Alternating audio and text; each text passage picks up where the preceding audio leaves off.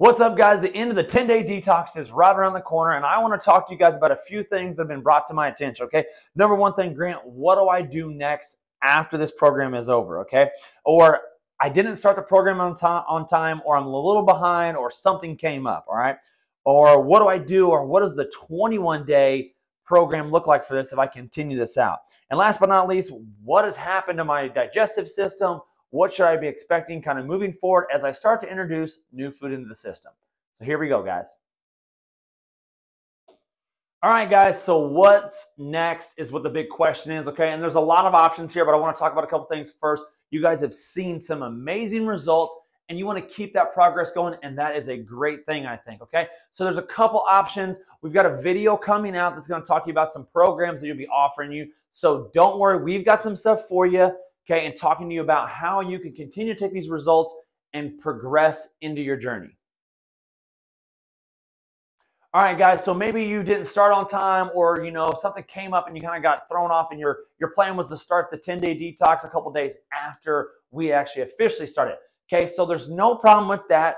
Unfortunately, those spots and access to the app will be shut off here in the next couple of days, okay? So we have about 4 or 5 days left, and then the app will be shut off. That doesn't mean you can't still download stuff now and see everything inside of the app, but after those days lapse, you will lose access to the app and all of those documents. So make sure you guys download those and continue that program. All right, guys, so what would 21 days look like? We get lots of people to ask this question because we do talk about it, all right? And so what a 21-day part of this detox would look like, because you could go up to 21 days, would be just taking day 5 through 10 and repeating those. So you're going to go 10 days into the detox, all right? And at the end of the 10 days, you're going to start back at 5, eating those same foods, going to the end of 10, and then you're going to repeat that one more time, and then you're going to have one filler day there at the end. So that's going to be how you would do the 21-day portion of this detox. All right, guys, so now the big question, and the one that's a little bit more lengthy, is what has happened to my gut health and things of that nature? And Grant, I'm going to go and I'm going to introduce in some new foods into my body. What's going to happen, okay? So a series of things can happen. First off, we have cleaned out our gut, and now we've got our microbiome in good check. So when that's in good check, our body absorbs food correctly, uses it for what it needs to, and then moves it down the chain, okay? So if we introduce something into the body that is disrupting that microbiome inside of our stomach, you will know, okay? That doesn't mean that you're going to be running to the restroom, but what it is going to let you know is you're going to feel some maybe bloating that you've lost in the 10-day detox. So when we start to introduce foods that's causing bloating, I tell people to try to keep those items out or minimize them as much as possible, okay? The 10-day detox has also probably taught you at this point that whole foods is a lot of substance for you to have in, and it does a lot of beneficial things for you. And one of the biggest things is satiation, which is making you feel full.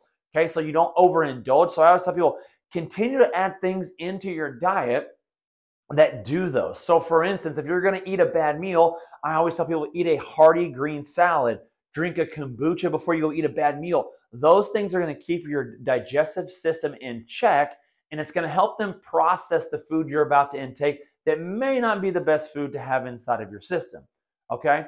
So super important there. Guys, make sure you continue to add in the things like the apples, which is going to be your prebiotics. The probiotics are going to be your fermented vegetables, kimchi, the kombucha, things like that. Those are way better places to get you guys' food from when it comes to the prebiotics and the probiotics and keeping that digestive system in check. So there you guys go. Hopefully that helps you guys out. More videos to come in the following days. Good job. That was good.